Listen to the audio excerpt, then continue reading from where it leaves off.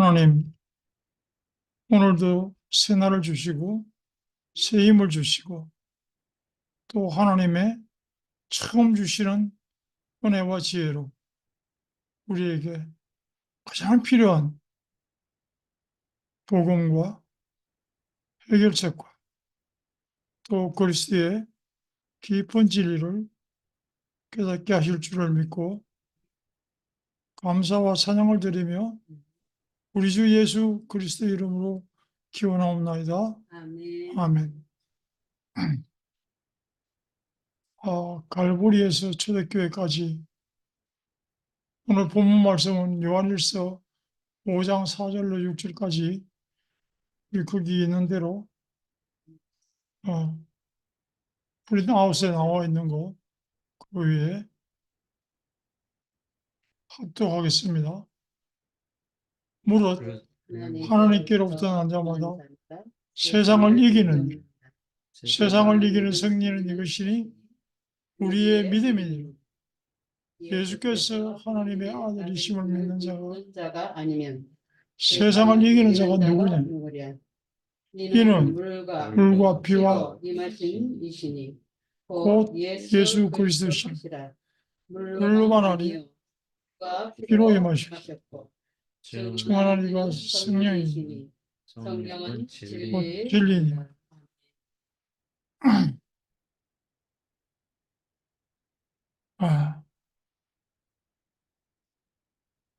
부활의 주님과 동행한 사람들의 특징,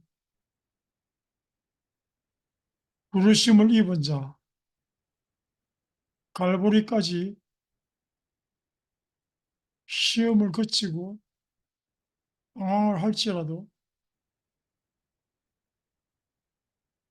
결국은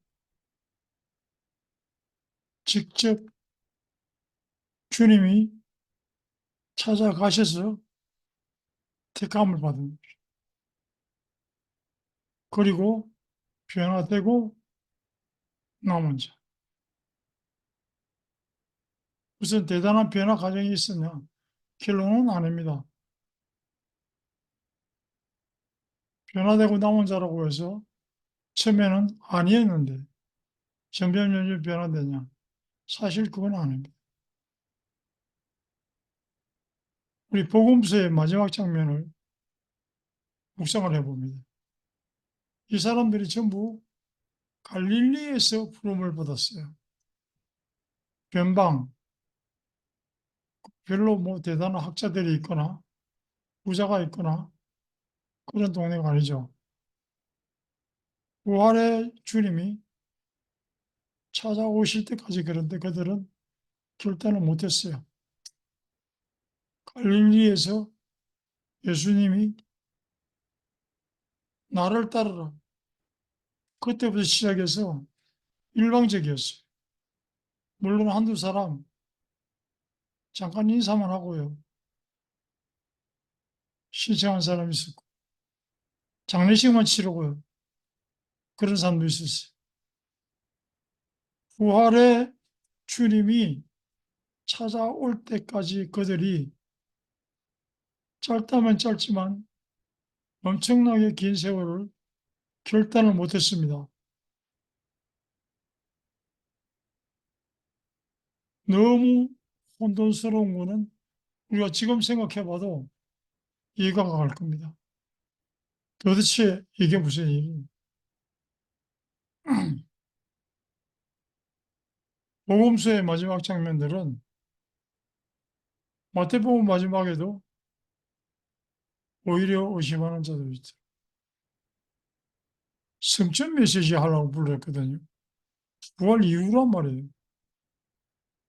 마가복음 마지막 장면에도 이제는 내가 부활하고 성령이 너희에게 임할 것이고 너희들은 앞으로 세계복음화를 위해서 전도자로 나갈 거기 때문에 무슨 독을 마실지라도 해를 당하지 아니하고 병든 자도 고치고 그 말씀하려고 불렀거든요. 근데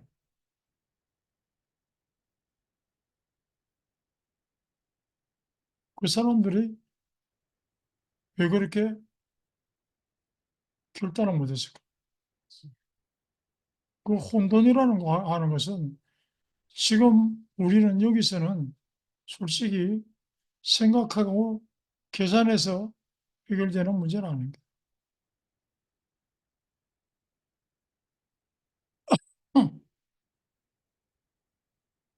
부활의 주님이 찾아오시고 처음에도 예수님이 찾아오셨잖아요. 자기들이 찾아간 사람 없어요. 예수님이 찾아오셨어요. 예수님이 지명한 사람들이 왔고 예수님이 찾아왔어요. 찾아오실 때까지 이 사람들은 결단이 안 됐던 거죠. 그래서 갈보리산에서 주님을 멀찌감치서라도 바라보았던 사람, 그리고 주님이 부활하셔서 직접 눈앞에 보이고 막달라 마리아를 비롯해서 내니 두려워 말라. 그야말로 손에 쥐어지고 입에 떠 먹여주고 전부 그렇게 했어요. 그 사람들이 변치 않았던 이유 중에 하나가 그걸 하나님의 절대 주권이라고 합니다. 하나님의 절대 주권 속에서 그들을 이끌고 간 거예요. 그 사람들이 뭐 결단을 했거나 노력을 했거나 뭐 특별한 인성이 좋았거나 그런 건 아닙니다. 그 다락방까지 그분들이 가게 되었어요. 부활의 주님을 만나고 어떤 의미에서 영적으로 볼 때는 예수님의 어머니 마리아는 초도 흔들림이 없었어요. 처음부터 알았죠. 언약을. 태어나기 전부터 알았거든. 근데 예수의 어머니 마리아는 흔들림이 없었어요. 아이고, 어떡하나? 뭐 큰일 났네. 과연 부활을 했을까? 그런 흔들림이 없었어요. 처음부터 적어도 마리아는 예수가 그리스도란 사실은 분명히 알고 있었거든. 그래서 어쩌면 천주교가 그 묘한 매력 때문에 성모 마리아, 죄가 없으시다. 거기까지 끌고 갔는지도 몰라요. 다락방에까지 모인 사람들도 강건적인 거고 믿음으로. 믿음은 그동안 예수님이 하신 말씀, 로마서 10장 17절에 믿음은 들음에서 나고 들음은 그리스도의 말씀으로 말미암느니라. 믿음은 자랑하지 못한다. 왜? 선물이고 은혜니까.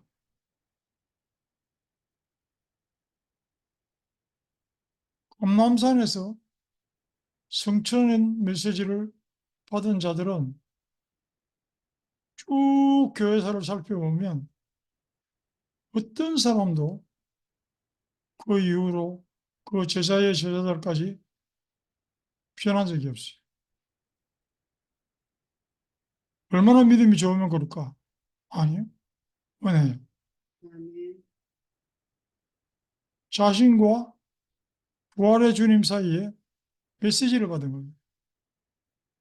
사도행전 1장 메시지는 복음서에 쭉 된 것을 누가가 종합 정리한 것. 그리고 개인의 언약이 됐어요. 거기에 있는 사람들은 120명을 비롯해서 개인의 메시지를 받았어요. 다 그냥 듣고, 야, 은혜 받았습니다. 막 그게 아니에요. 개인의 메시지를 받았어요. 스스로 한 사람 한 사람이 하나님께서 그리스도를 통해서 주시는 그 말씀을 듣고 자기만의 메시지를 받았어요. 성령이 이 말이라. 세계복음을 알 것이다. 영원한 그리스도의 메시지를 담은 언약이 됐어요. 그 메시지는 인류를 향한 결론이게 되죠. 그 사람들이 갈릴리 갈보리에서 어떤 의미에서는 나는 어렴풋이 상상해 갑니다. 엄청난 혼돈과 방황을 사단이 또 갖다 줬겠죠. 겪으면서 인류를 향한 결론을 그 사람들은 각자가 찾아냈습니다. 그리고 그 사람들이 다락방에서 결론 단계에 전혀 기도에 힘씁니다. 그게 가능했던 거예요. 그 다음부터는 예수님이 말씀하신 대로 가르쳐 지키게 하라 그 부분에 대하여 역할 분담을 철저하게 했습니다. 제자도 가론 유다 대신에 다시 뽑고 기도와 말씀에 전혀 힘쓰게 하고 교회의 틀을 바꾸고 가고 전도와 선교에 대하여 어떻게 펼쳐나갈지 그야말로 성령의 완벽한 인도를 받아갔습니다. 그러면 우리의 갈보리, 우리의 부활의 주님, 내게 찾아오신 부활의 주님의 메시지는 뭔지를 우리는 찾기 위해서 매주 이렇게 사실은 하나님의 말씀을 묵상하고 예배를 드립니다. 우리의가 아니라 어쩌면 나의, 내게 찾아오신 부활의 메시지가 뭡니까? 제자들을 예수님이 찾아갔잖아요. 누가복음 24장에 글로바와 그 친구, 드들퍽거리고 엠마로 내려가던 그 친구들. 그 친구들은 무슨 메시지를 받았을까요? 바로 돌이켜서 예루살렘으로 갔을 거예요. 베드로가 주님을 만나서 주여 하고 그때 받은 메시지는 뭘까요? 평생의 메시지잖아요. 우리가 말하는. 평생 메시지를 받은 거예요. 그리고 내게 주신 메시지. 음, 내게 주신 메시지가 있어야 돼요. 막달라 마리아와 도마에게 주신 메시지는 뭘까요? 벌벌벌벌 떨면서 라보니어 했던 막달라 마리아. 손가락을 좀 넣어봐라. 거기에는 이유가 분명히 있어요. 의심만은 그게 아니라 거기에 분명히 주님 주시는 도마를 향한 메시지가 있다.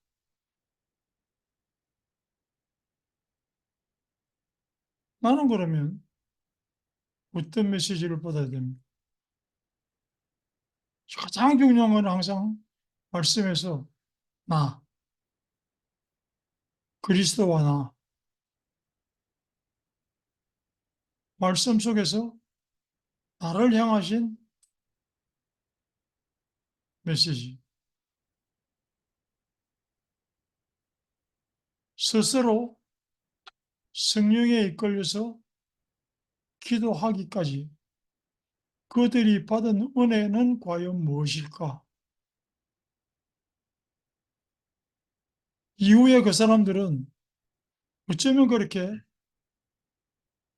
흔들리지 않고 세상을 내려다보면서 그렇게 복음 중심으로 나아갔을까? 주님의 지상명령에 대하여 흔들리지 않았어요. 그리고 막힘도 없었어요. 세상을 계속 변화시켜 나갔어요. 오늘까지 이토록 변하고 있어요. 내가 변하잖아요. 내가 메시지를 받잖아요. 음, 내게 부활의 주님이 찾아오셔서 메시지를 하나 딱 주셨어요. 우리는 굳이 갈릴리에서 기다릴 필요가 없잖아요. 우리는 특급 열차를 타고 가는 겁니다. 우리는 갈보리산에서 두려워 떨면서 십자가를 바라볼 필요도 없어요. 부활하셨어요. 우리는 적어도 다락방에서 시작할 수 있어요. 그 역사의 갈릴리에서 다락방까지 신한 과정을 볼 때 우리는 다락방에서 시작할 수 있다는 말이 무슨 뜻인지를 알아야 돼요. 부활의 주님이 내게 오시잖아요. 메시지를 주시잖아요. 그러면 바로 빌립처럼 성령에 이끌려 나갈 수도 있고 나 홀로 아나니아처럼 묵상하다가 사도 바울을 만날 수도 있고 그게 우리가 가진 최고의 특급 은혜입니다. 주께서 친히 선포하신 메시지가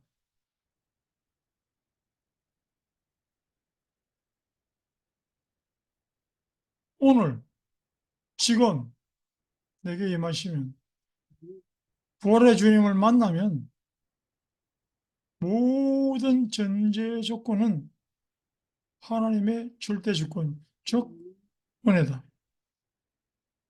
로마서 11장 5절 은혜로 남은 자. 아직도 은혜로 남은 자.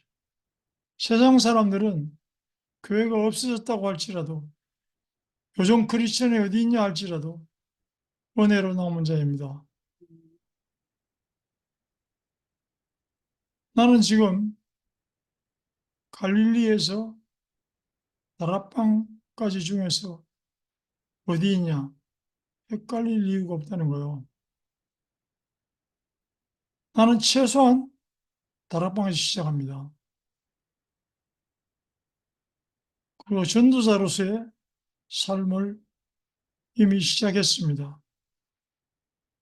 부활의 주님이 오늘 내게 오셔서 주시는 메시지는 뭘까요? 그거는 이렇게 하니까 이렇게 해서 우리는 여기서부터 이렇게 기도해야 됩니다. 그렇게 가르쳐서 될 일은 아닙니다.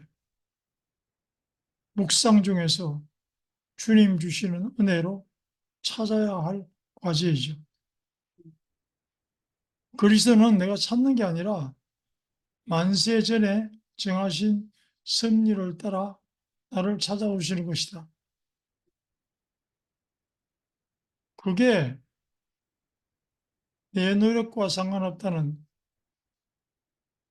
한 메시지. 우리가 아직 죄인 되었을 때, 우리 허물과 죄로 죽었던 우리를 살리셨다. 그 외에는 우리는 그 무엇으로도 그리스도께서 나를 택하셨고 부르셨고 찾아오셨고 거기에 대해서 설명할 길이 없어요. 예수가 지금 나의 그릇이 되시다. 그 말씀 가운데에서 순간순간 분초마다 주시는 부활의 주님의 메시지를 찾으시기 바랍니다. 아멘.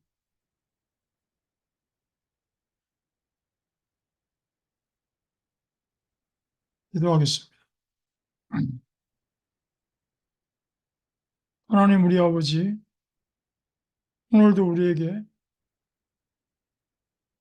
부활의 주님이 오셔서 각자 개인에게 분명히 메시지를 주셨는데 이 말씀 가운데에서 평생에 다시 못 올 전무후무한 나만의 메시지를 확인시켜 주시옵소서. 모든 은혜의 말씀이 내 것이 되고 오직 예수가 분명해져서 나의 삶이 견고해짐이 말씀 안에서 흔들리지 않게 되기를 우리 주 예수 그리스도의 이름으로 기도하옵나이다. 아멘.